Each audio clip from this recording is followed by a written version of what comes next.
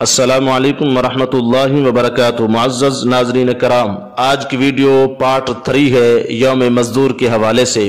اسلام میں ملازم اور ملازمت کا مفہوم کیا ہے؟ دین اسلام نے رزق حلال کمانے اور کھانے کے لیے کوشش اور محنت کرنے پر زور دیا ہے۔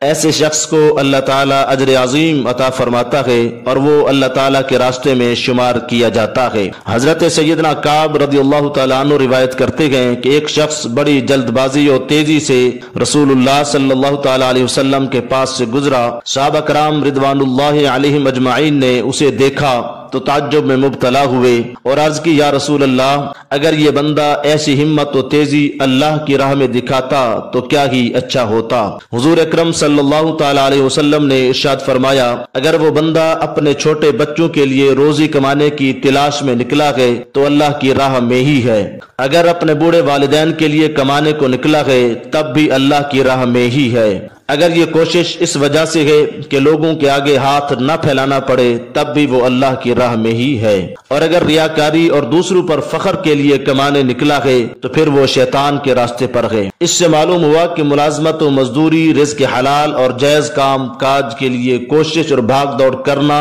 ضروری اور اعلی عظیم نیکی اور اجر و ثواب والا کام ہے۔ حضرت سیدنا داؤد علیہ السلام کا پیشہ کیا تھا؟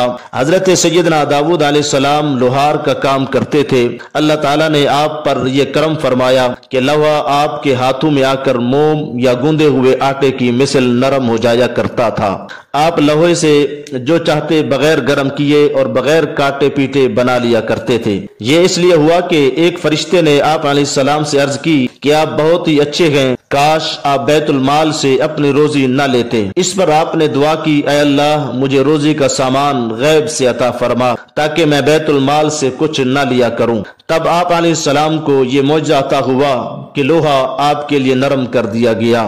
لوہے سے آپ جنگ میں پہننے کا لباس زرہ بنا کر فروخت کیا کرتے اور اس طرح اپنی گزر بسر کیا کرتے تھے۔ اللہ تعالیٰ نے آپ کو بغیر استاد کے محض اپنے کرم سے ہی زریں بنانا سکھایا اور ارشاد فرمایا، وَعَلَنَّا لَهُ الْحَدِيدَ أَنِ اعْمَلْ سَابِغَاتٍ وَقَدِّرْ فِي السَّرْدِ، کہ ہم نے ان کے لیے لوہا نرم کر دیا کہ اس سے وسیع زریں بنائیں اور بنانے میں اندازے کا لحاظ رکھیں۔